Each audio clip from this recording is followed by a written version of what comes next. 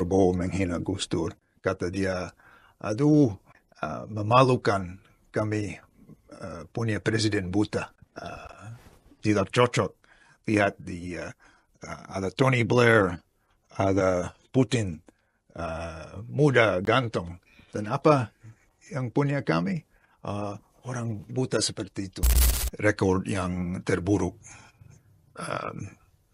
terkait dengan pembunuhan orang sipil. Wiranto, Hendro Priyono, dan Prabowo. Tapi Prabowo yang terburuk. Dia sebut bahwa dia akan membayangkan jadi diktator fasis. Waktu itu kami berbicara bahasa Inggris. That he had imagined becoming a fascist dictator. Prabowo adalah anggota ABRI TNI yang paling dekat dengan Amerika.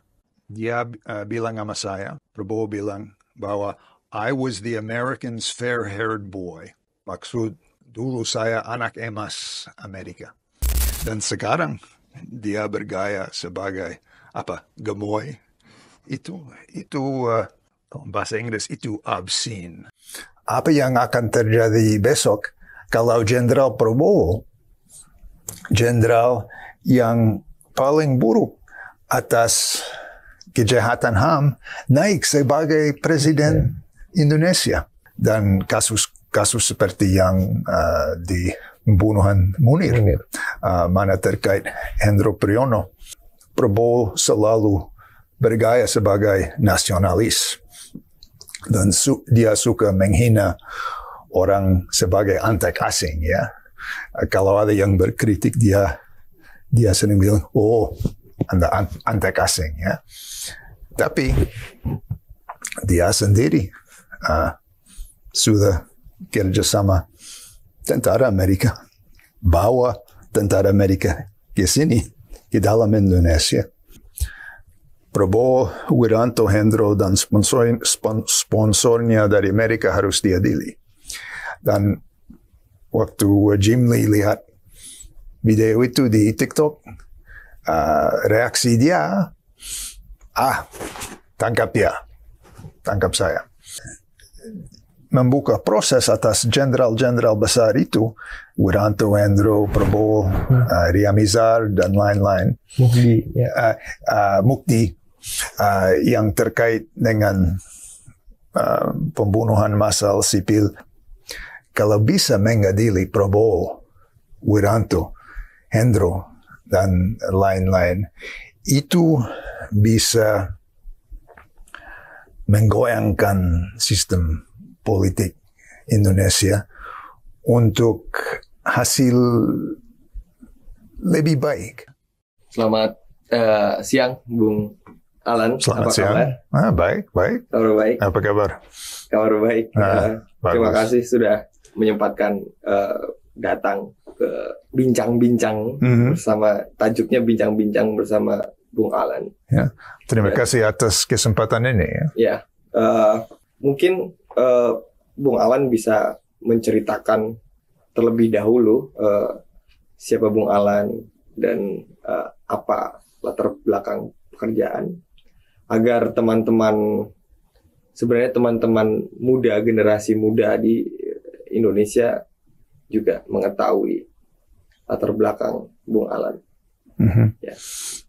Dari tahun 80 saya pernah kerja sebagai wartawan dan aktivis HAM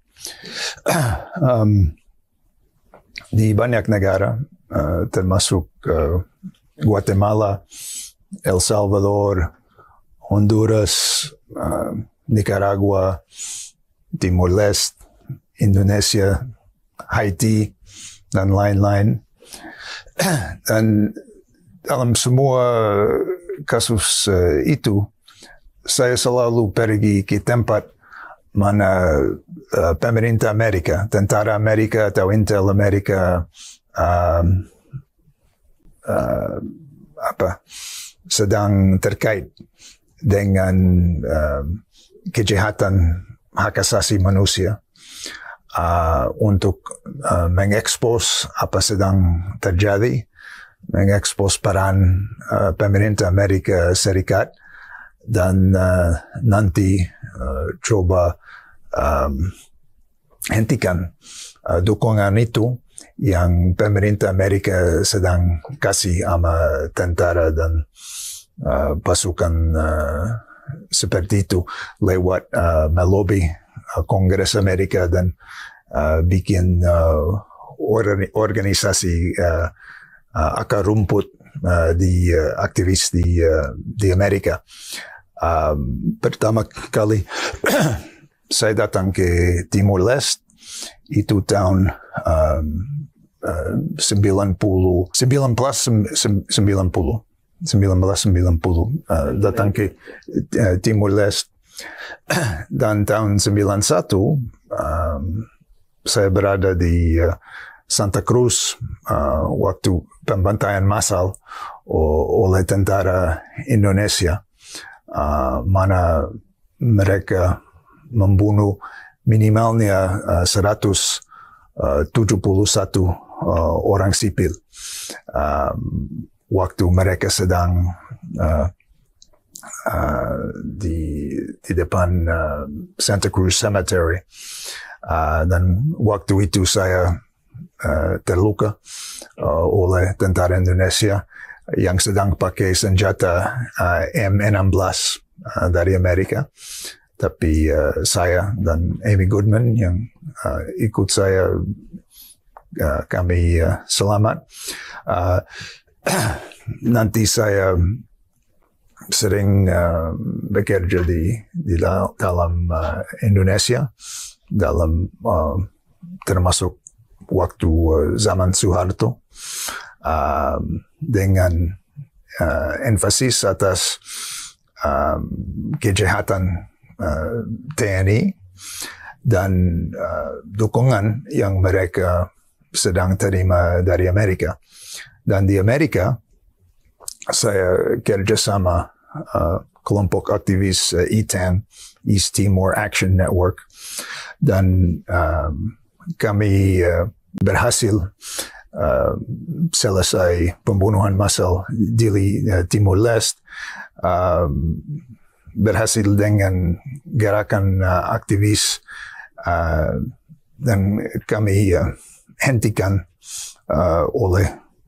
lewat Kongres Amerika dukungan militer Amerika untuk Indonesia zaman Soeharto. Dan tindakan itu punya peran dalam kejatuhan Soeharto karena tahun 98 kapan ada gerakan massal di jalan-jalan di Indonesia, beberapa orang tentara nanti bilang sama saya bahwa mereka takut pakai senjata Amerika untuk membunuh orang sipil itu yang sedang membuat demo karena mereka takut mungkin akan kena masalah lagi dengan Kongres Amerika. Jadi dalam banyak tahun saya pernah kerja atas soal HAM di banyak negara, termasuk Indonesia. Tapi selalu dengan fokus atas peran pemerintah Amerika. Dan selalu saya sedang menyuruh bahwa semua orang tentara, semua jenderal, presiden yang terkait dengan pembunuhan orang sipil harus diadili. Dan di Indonesia misalnya, jenderal-jenderal seperti Wiranto, Hendro Priyono, dan Prabowo. Tapi tidak hanya mereka, juga sponsornya dari Amerika Serikat, dari Pentagon dan Intel Amerika. Itu pasti perlu karena keadilan harus adil. tidak boleh mendiskriminasi. Semua orang yang lakukan kejahatan yang paling besar seperti itu harus kena keadilan. Semua. Bung Alan tadi sempat menyebut Hendro Priyono, terus Prabowo, dan satu nama terakhir ini kita tahu bahwa dia akan mencalonkan diri sebagai presiden dalam pemilu 2024. Pelanggaran HAM kerap kali menjadi sebuah pertanyaan yang menyasar kepada calon presiden nomor urut 2 Prabowo Subianto. Calon presiden nomor urut 2 Prabowo Subianto tidak layak mengikuti kontestasi pemilu 2024 karena dianggap memiliki dosa masa lalu, yakni sebagai pelanggaran HAM berat. Aktivis 98 yang tergabung dalam Gerak 98 meluncurkan buku hitam Prabowo Subianto. Tahun 1997, hampir di penghujung masa kekuasaan Soeharto, Prabowo menjabat Danjen Kopassus dengan pangkat Mayor Jenderal. Di masa itu terjadi sejumlah penculikan para aktivis. Saya sudah jawab berkali-kali, tiap 5 tahun kalau polling saya naik, ditanya lagi soal itu.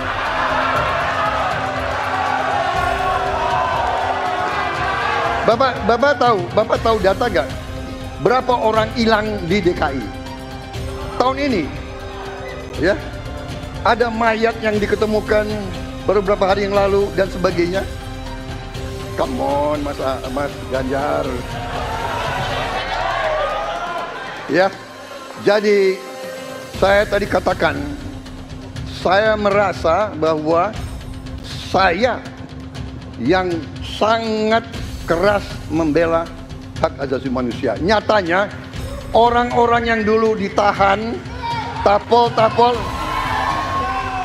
yang katanya saya culik, sekarang ada di pihak saya membela saya, saudara sekalian.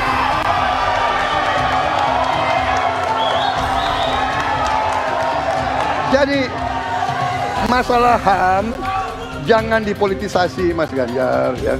Menurut saya, ya. Saya kira begitu jawaban saya. Sorry man, dulu gue kejar-kejar lo dulu juga. Tapi gue udah minta maaf sama lo ya. Agus Jabu, Ketua Prima, maaf Pak Agus, dulu saya kejar-kejar Anda. Dulu. Atas perintah. Lantas bandel sih. Dalam penculikan atau penghilangan orang secara paksa, mestinya Prabowo statusnya sudah tidak terduga lagi, tetapi dia adalah penjahat kemanusiaan, dia adalah dalam pelaku pelanggaran HAM berat. Bukti-buktinya adalah ketika beredar video tentang pemecatan Prabowo dari Kesatuan Kopassus. Terhadap Letnan Jenderal TNI Prabowo Subianto diakhiri masa dinasnya dalam Angkatan Bersenjata Republik Indonesia. Bagaimana tanggapan Bung Alan? Luar biasa itu. He makes a joke of it. Macam About the penculikan aktivis. Macam itu lelucon. Dia kata, ada 2 mantan aktivis yang sekarang bela saya. Ada minimalnya 13 yang dibunuh, yang enggak ada lagi. Mereka tidak bisa bela siapa-siapa karena pasukan Prabowo menculik mereka dan mereka tidak ada lagi. Dan luar biasa bahwa jenderal ini yang dulu terkait dengan pembunuhan massal, misalnya yang di Kararas, di Timor Leste, di tahun 63, dan juga dengan banyak penyiksaan orang. Misalnya saya pernah wawancara dengan orang sipil di Timor Leste yang cerita bahwa mereka sendiri langsung disiksa oleh Prabowo yang merusak giginya, kakinya, dan mereka yang selamat, ya, ada banyak lain yang tidak selamat, yang meninggal dunia setelah siksaan oleh Prabowo dan pasukannya. Dalam operasi militer ABRI lagi TNI di Timor Leste, di Aceh, nanti di Papua, dan kadang-kadang di Jakarta, ada 3 jenderal dengan rekor yang terburuk terkait dengan pembunuhan orang sipil. Wiranto, Hendro Priyono, dan Prabowo. Tapi Prabowo yang terburuk, yang paling ekstrim. Dan Kenapa seperti itu? Ada yang mengatakan bahwa argumen Prabowo selalu mengatakan bahwa saya hanya menjalankan perintah dari atasan dalam praktek-prakteknya. Dalam satu aspek itu setengah benar, karena waktu itu pemerintah Soeharto, ya. Soeharto dia diktator militer, dan dia yang bikin policy di lantai yang tertinggi. Tapi di lapangan yang ambil keputusan tentang siapa yang akan bunuh, ya. Siapa yang akan dikejar, siapa yang akan bunuh adalah komandan-komandan militer macam Prabowo. Dan di zaman itu Prabowo salah satu orang tentara terpenting, terkuat. Dia sampai ke Maijen dengan komando di tempat itu, tapi dia juga anggota keluarga Soeharto. Okay. Dia suami Titik, ya, dari keluarga Soeharto. Dia dekat sekali dengan Soeharto sendiri. Enggak ada salah satu orang tentara dengan kekuatan dan influence lebih besar daripada Prabowo di zaman itu. Jadi misalnya di Timor Leste, di tempat-tempat lain, dia yang sedang ambil keputusan tentang bunuh dia, bukan dia. Dan kenapa bunuh orang sipil? Kenapa bunuh orang yang tidak pakai senjata? Kenapa bunuh perempuan? Kenapa bunuh remaja? Kalau mau baca tentang sejarah Timor Leste dari banyak laporan HAM dari zaman itu, dan bisa lihat bahwa kebanyakan korban tentara Indonesia bukan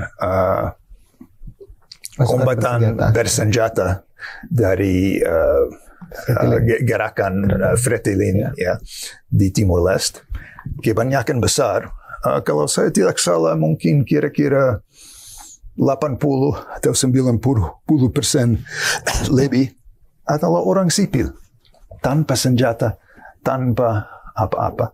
Dan keputusan seperti itu keputusan langsung dari komandan besar seperti Prabowo. Dan sekarang dia bergaya sebagai gemoy. Itu dalam bahasa Inggris itu obscene. Tidak pantas, tidak adil. Itu macam an insult to the memory of all those he murdered. Semua korban dia yang nggak ada lagi, mereka di sana dan dia di sini bergaya sebagai gemoy, sebagai orang kartun. Ya. Di 2014 Bung Alan banyak berbicara di televisi terkait dengan rentetan pelanggaran HAM yang dilakukan oleh Prabowo berhubungan dengan di Timor Leste dan penculikan aktivis 98. Di media-media juga disebutkan bahwa Bung Alan sempat bertemu secara langsung dengan Prabowo dan melakukan wawancara atas dua kali atas tujuan apa itu, dan mungkin bisa diceritakan apa yang didapatkan.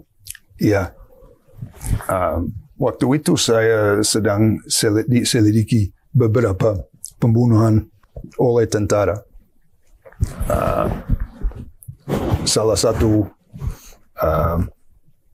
di kawan saya, Bung Jafar Hamzah Siddiq di Aceh.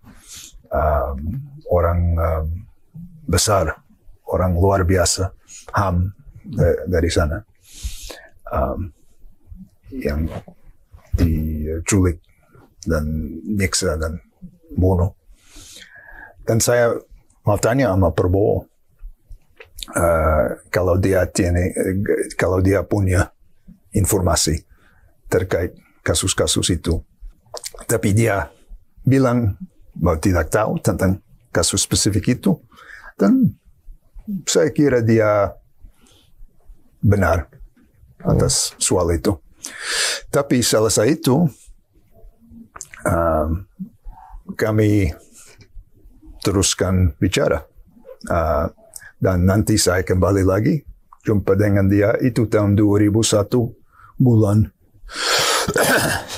Juni dan terus bulan Juli. Kita bicara kira-kira 4 jam. Diskusi kami masuk banyak soal, ya. Banyak soal. Misalnya dia sebut bahwa dia pernah membayangkan jadi diktator fasis. Secara eksplisit dia menyebutkan secara langsung? Ya. Waktu itu kami berbicara bahasa Inggris. That he had imagined becoming a fascist dictator. Diktator fasis. Dia juga sebut soal pembantaian massal di Dili tahun 91 waktu saya ada di sana. Dan dia kata, itu operasi imbecilik, goblok, bolos sekali. Tapi tidak karena mereka bunuh orang sipil. Menurut Prabowo itu goblok karena mereka bunuh orang sipil di depan saya, di depan saksi dari luar yang bisa melaporkan apa yang terjadi. Dan dia kata, that was a disaster politically for us. Itu merugikan TNI. Dia kata bahwa kalau akan lakukan itu, harus lakukan di desa-desa terpencil. mana enggak ada saksi dari luar yang bisa mengekspos apa yang terjadi. Kami juga masuk soal Gus Dur. Karena waktu itu Gus Dur masih presiden. Okay. Beberapa bulan lalu Gus Dur sudah menggulingkan ya. Tapi waktu itu dia masih presiden dan dia menghina Gus Dur, Prabowo menghina Gus Dur. Kata dia, aduh, memalukan kami punya presiden buta.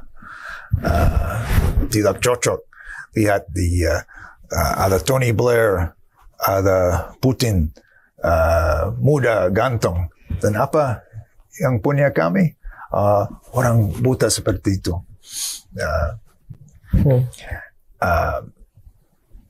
Juga kami membahas peran Prabowo dalam operasi Amerika di Indonesia. Karena Prabowo adalah anggota ABRI TNI yang paling dekat dengan Amerika dalam sejarah ABRI dan TNI. Dia bilang sama saya, Prabowo bilang bahwa I was the Americans' fair-haired boy. Maksud dulu saya anak emas Amerika. Dan itu memang benar. Itu memang benar. Dia favorit Pentagon Amerika dan Intel Amerika, DIA, Defense Intelligence Agency Amerika. Dan Prabowo cerita secara detail, banyak detail tentang pelatihan yang dia terima di Fort Benning di Amerika, di Fort Bragg di Amerika, kerjasamanya dengan Pentagon Amerika, kerjasamanya dengan DIA, Defense Intelligence Agency, kerja dia di bawah program Pentagon JSAT. Dalam program itu JSAT, Prabowo bawa pasukan tentara Amerika ke Indonesia. Tentara Amerika yang pakai senjata dan semua itu untuk beberapa tugas, termasuk pelatihan tentara Indonesia, tapi juga, maaf kata Prabowo, tentara Amerika juga yang dia bawa ke sini ke Indonesia. Mereka melihat kondisi-kondisi di lapangan di Indonesia.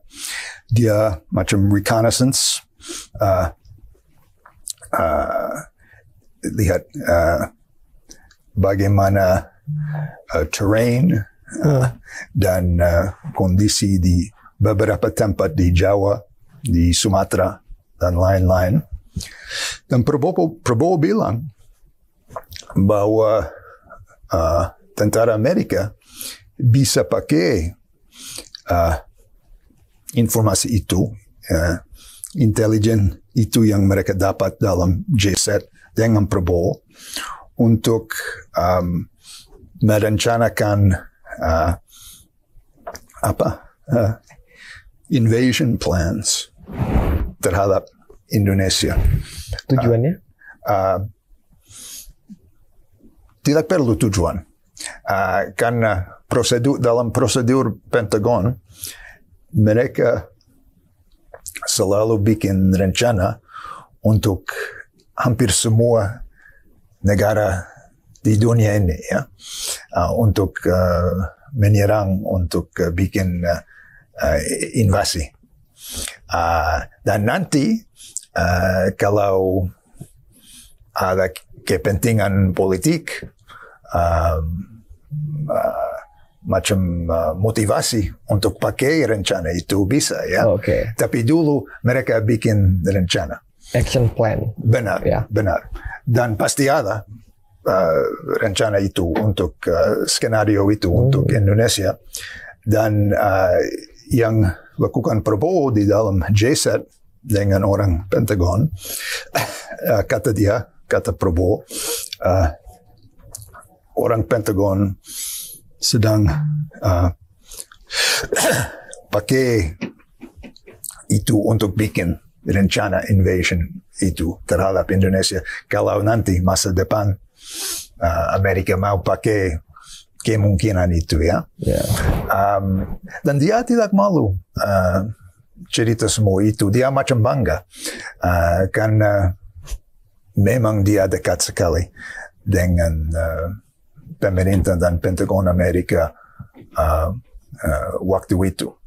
Nanti selesai berita tentang kejahatan HAM Prabowo dan tekanan dari aktivis Amerika dan Kongres Amerika, ada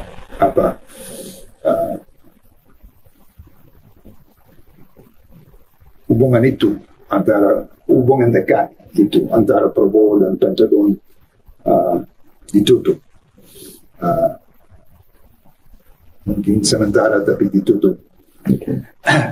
Dan waktu itu tahun 2001 waktu kami bahas semua soal ini, Prabowo agak sakit hati dengan tentang itu, bahwa dia anak emas Amerika, banyak tahun dia dekat sekali dengan mereka kasih pelatihan sama dia, mereka kasih senjata sama dia, mereka mendukung dia waktu dia sedang bikin pembunuhan massal orang sipil, waktu dia sedang menculik aktivis. Tapi nanti mereka putus dengan Prabowo, dan Prabowo macam sakit hati waktu itu kami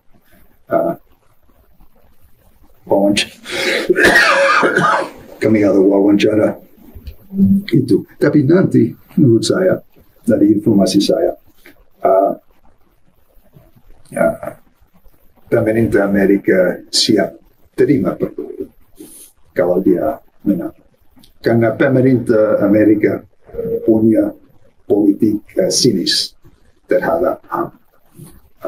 Mereka suka bilang, kami mau melindungi HAM, ya. Kami mau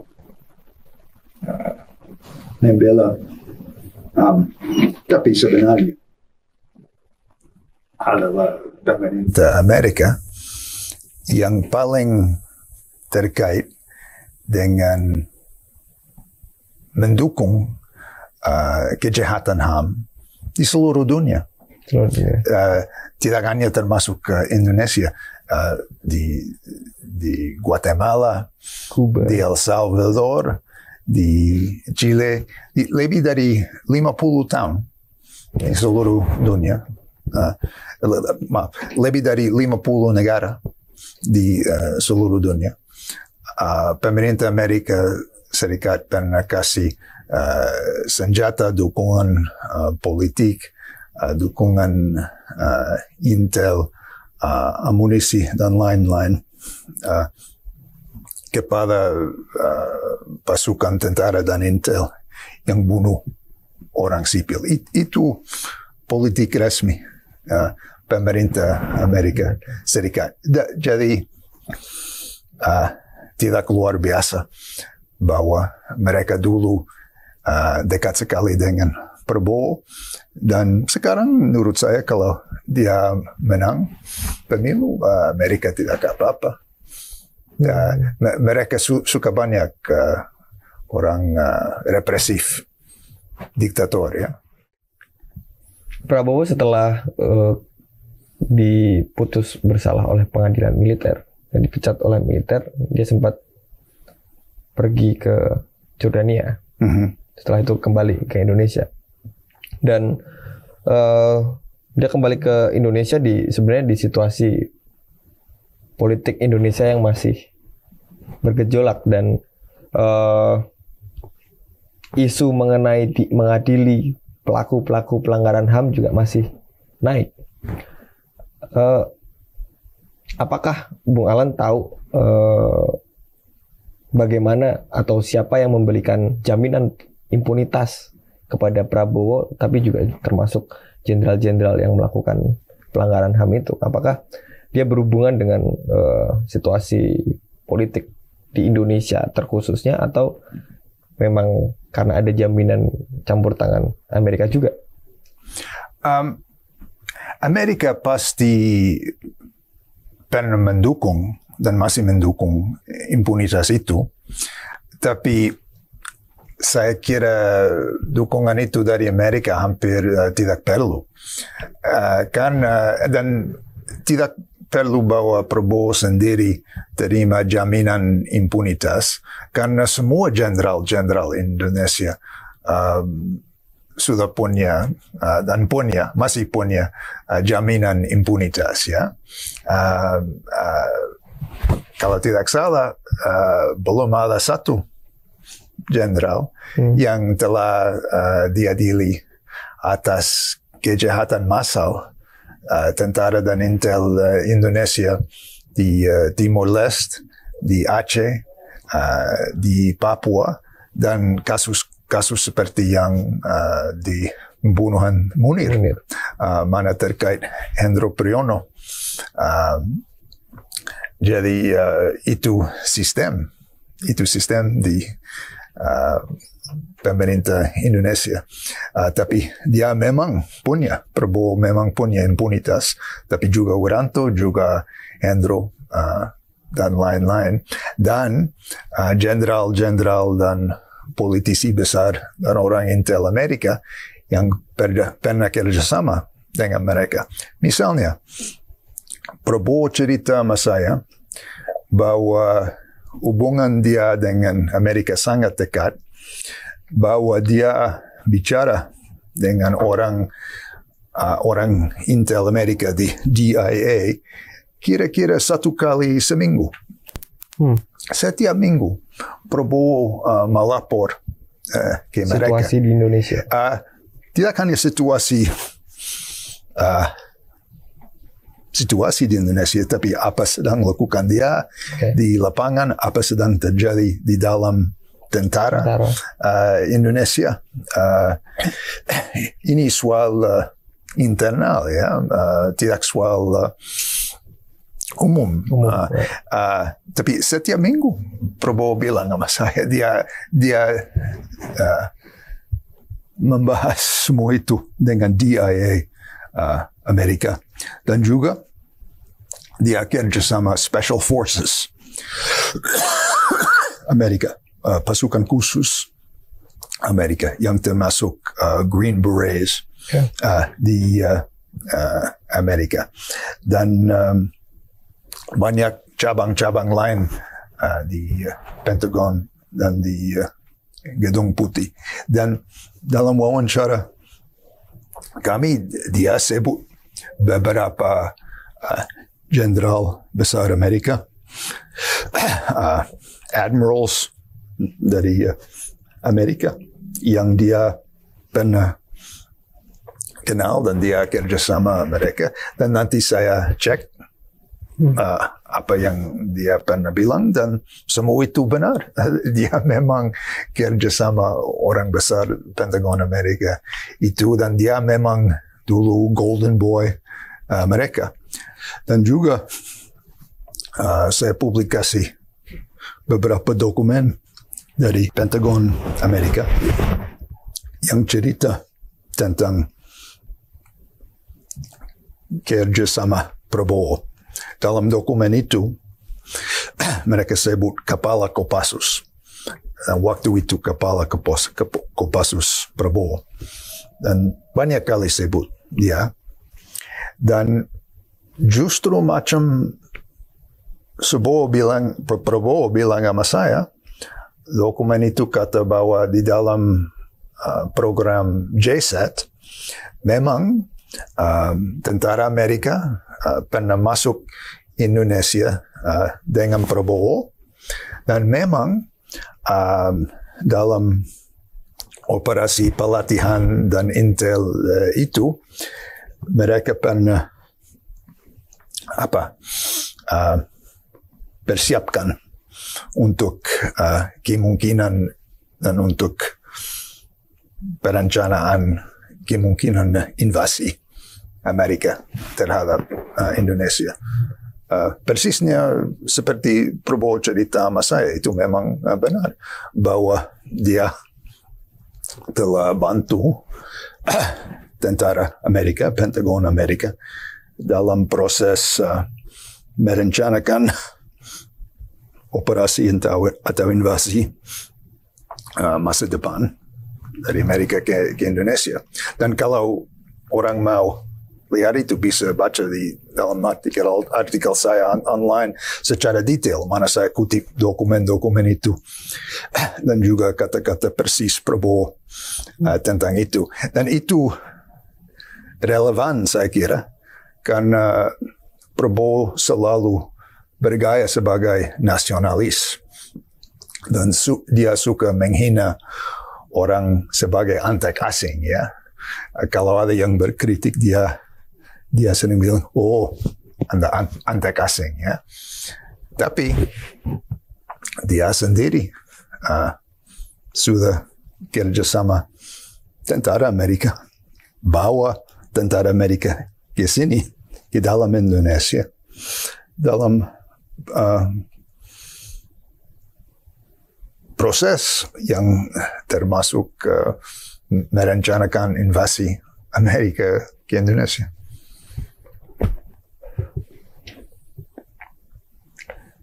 Prabowo sering mengatakan bahwa tadi kembali ke daftar kasus pelanggaran HAM berat masa lalu, dia sering mengatakan bahwa tidak ada pengadilan yang berhasil membuktikan saya melakukan pelanggaran HAM berat. Menurut Bung Alan, kenapa seperti itu? Ya, itu berhubungan dengan politik impunitas. Itu luar biasa.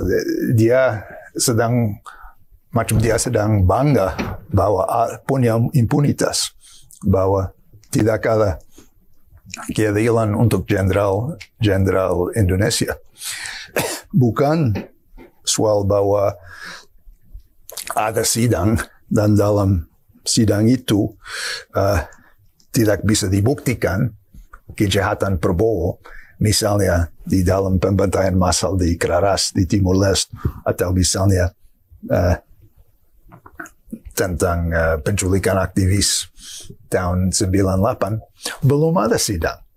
Belum ada dakwaan, belum ada proses keadilan apa-apa. Jadi fakta bahwa tentara Indonesia punya impunitas, bahwa mereka beda dari rakyat sipil biasa Indonesia, ya. Kalau orang biasa bunuh orang lain, dia akan kena keadilan, ya. Polisi akan tangkap dia akan masuk sidang, dan mungkin dia akan kena vonis, akan masuk penjara waktu lama, ya. Semua rakyat Indonesia, semua rakyat di seluruh negara dunia hidup di bawah sistem seperti itu, ya. Kalau Anda lakukan kejahatan besar, macam bunuh orang, atau lebih buruk lagi, bunuh beberapa orang, atau banyak orang, Anda justru akan kena keadilan, akan ditangkap, akan disidang, akan masuk penjara. Tapi kalau di Indonesia atau di Guatemala, atau kalau Anda di tentara Amerika yang masuk ke Irak atau masuk banyak negara-negara lain dan bunuh orang sipil, Anda tidak akan kena keadilan untuk itu. Dan tidak sebaiknya bangga tentang itu. itu sendiri kejahatan. Itu kejahatan di lantai sistem, ya. Mereka jenderal-jenderal itu sebaiknya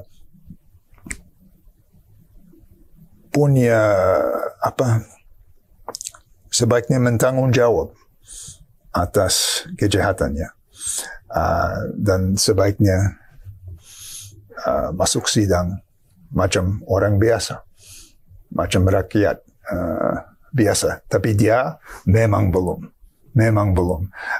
Dia tidak pernah masuk sidang, dia tidak pernah masuk penjara, dan sekarang mungkin dia akan bisa masuk istana. Dan itu bagian dari sistem politik impunitas. Ya, dan ada di hampir seluruh dunia. Dan bahwa pemerintah Amerika pernah mendukung selama banyak tahun ini.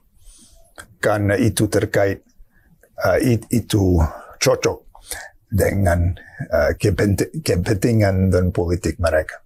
Bung Alan kan mulai, saya pertama kali lihat di Demokrasi Now ketika diwawancarai Amy Gottman berhubungan dengan Prabowo juga. Dan semenjak itu media di Indonesia banyak mewawancarai Bung Alan terkait Prabowo dan apa pelanggaran HAM yang dia lakukan. Termasuk wawancara Bung Alan dengan Prabowo. Setelah itu apakah Bung Alan tidak banyak mendapatkan ancaman atau pengejaran di Indonesia? Ada ancaman, tapi ancaman itu anonim, ya. Oh, tidak dikatakan secara langsung oleh Prabowo? Ancaman seperti, ya, dia dan orangnya sering bilang harus tangkap saya, harus mengusir saya.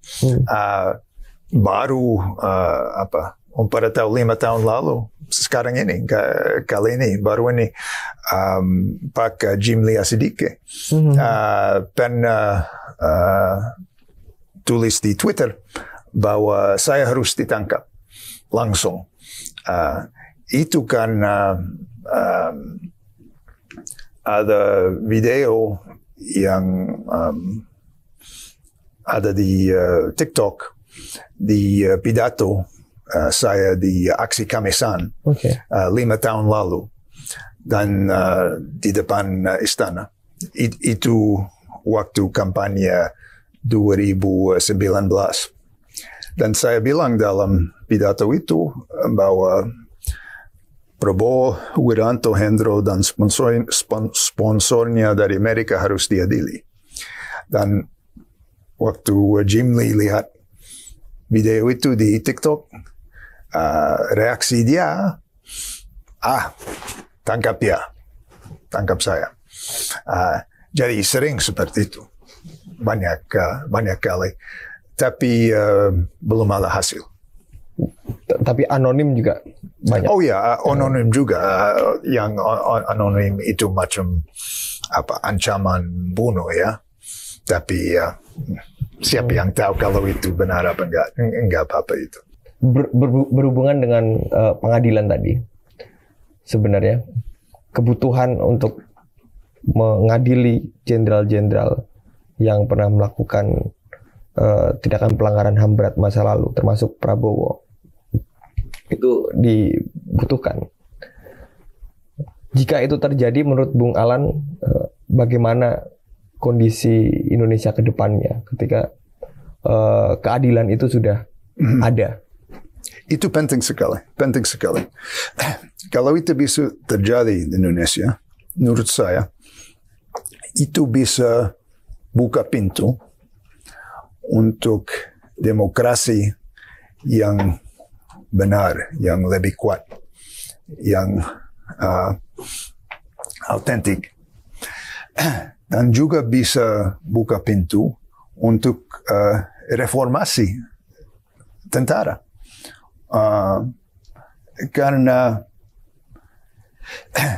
tidak perlu bahwa kalau ada tentara itu harus punya hak bunuh banyak orang sipil, ya. Itu tidak perlu, tidak sebaiknya seperti itu. Kalau akan punya tentara, mereka juga harus beroperasi di bawah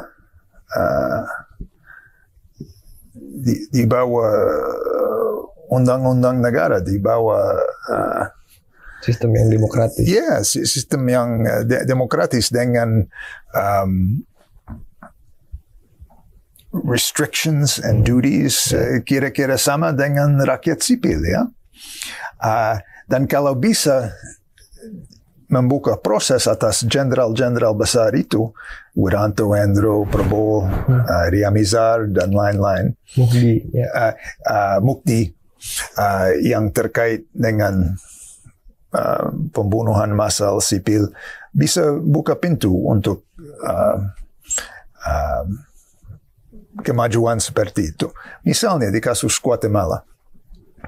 Guatemala negara lebih kecil daripada Indonesia, tapi dengan sejarah agak rupa yang di Indonesia.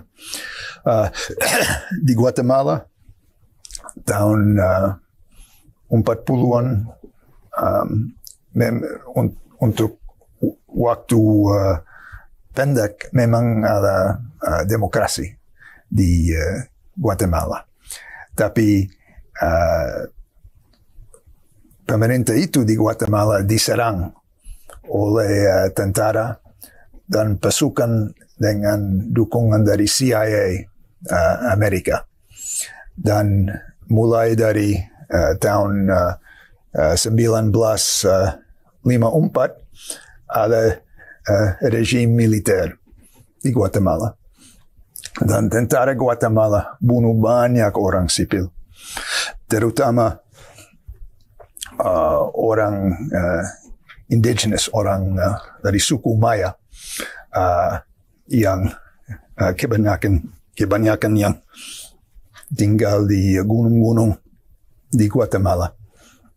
Pembunuhan massal, macam operasi Indonesia di Timur Leste, dan nanti di Aceh, nanti di Papua. Tapi baru ini, dalam kira-kira 15 tahun baru ini, rakyat Guatemala berhasil mulai proses keadilan terhadap jenderal-jenderal besar. Misalnya, dulu ada sidang genosida untuk mantan diktator Guatemala, Jenderal Efraín Ríos Montt. Dan saya dipanggil sebagai saksi dalam sidang Jenderal Ríos Montt itu. Karena waktu pembantaian massal di gunung-gunung sana,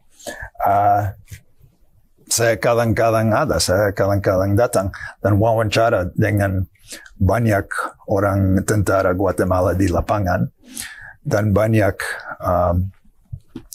orang desa-desa yang selamat dari pembantaian massal itu. Jadi saya dipanggil untuk jadi saksi di sidang mantan diktator itu. Tapi itu tidak jadi karena Presiden Guatemala waktu sidang itu, dia juga jenderal dan dia memblokir saya dari jadi saksi. Tapi akhirnya there was a verdict terhadap Ríos Montt, dan Ríos Montt kena vonis 80 tahun penjara. Itu tidak terjadi karena tidak lama lagi dia meninggal dunia. Tapi sidang itu historis. It was a historic event in the history of Guatemala.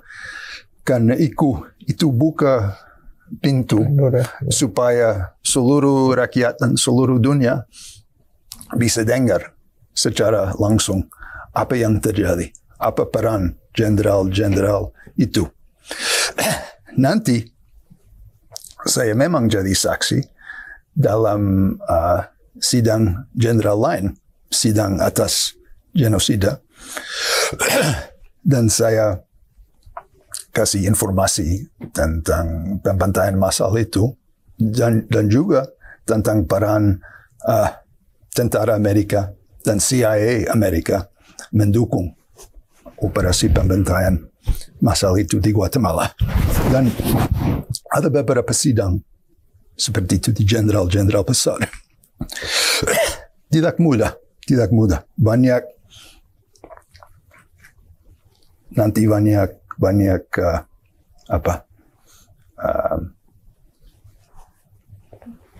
tekanan. Many judges, many prosecutors kena masalah dalam pemerintah. Tapi itu bikin kemajuan besar dalam politik Guatemala. Dan baru ini, kira-kira 2 minggu lalu, Guatemala ada inauguration untuk presiden demokratis yang baru, namanya Bernardo Arevalo. Dia anak salah satu presiden dari zaman demokratis tahun 1940-an, zaman demokratis pendek di Guatemala. Dan dia naik sebagai presiden secara demokratis. Dia pro HAM. Dia akan coba ikut sistem adil. Menurut saya itu hanya bisa terjadi karena dulu mereka, rakyat Guatemala, cukup berani untuk mengkonfrontasi jenderal-jenderal besar dan bikin sidang terhadap kejahatan mereka. Dan salah satu hasil dari proses itu adalah bahwa demokrasi di Guatemala jadi agak lebih kuat, dan orang seperti presiden itu yang baru punya kesempatan untuk masuk sebagai presiden dalam proses demokratis. Dan menurut saya, kalau bisa lakukan seperti itu di Indonesia, kalau bisa mengadili Prabowo, Wiranto, Hendro, dan lain-lain, itu bisa menggoyangkan sistem politik Indonesia untuk hasil lebih baik, lebih terbuka, lebih demokratis, dan lebih adil terhadap rakyat, terutama terhadap korban-korban dari banyak tahun ini, ya, di seluruh Indonesia, di Timur Leste, dan sekarang ini di Papua yang masih sedang terjadi di sana. Jadi menurut saya itu penting sekali. Tidak mudah secara politik, tidak mudah bikin sidang-sidang seperti itu, tapi perlu. Dan juga perlu dalam proses itu mengadili orang besar Amerika yang dibalik semua ini. Karena Prabowo, dukungan terutama yang dia terima adalah justru dari Amerika, seperti dia cerita sama saya, ya. Sama dengan Wiranto dan Hendro Priyono dan jenderal-jenderal lain. Jadi mereka juga, orang Amerika itu juga harus diadili. Nah, di Amerika, kami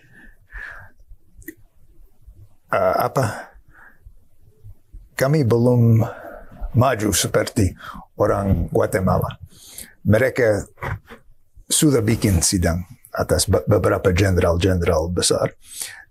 Di Amerika Serikat itu masih tidak mungkin.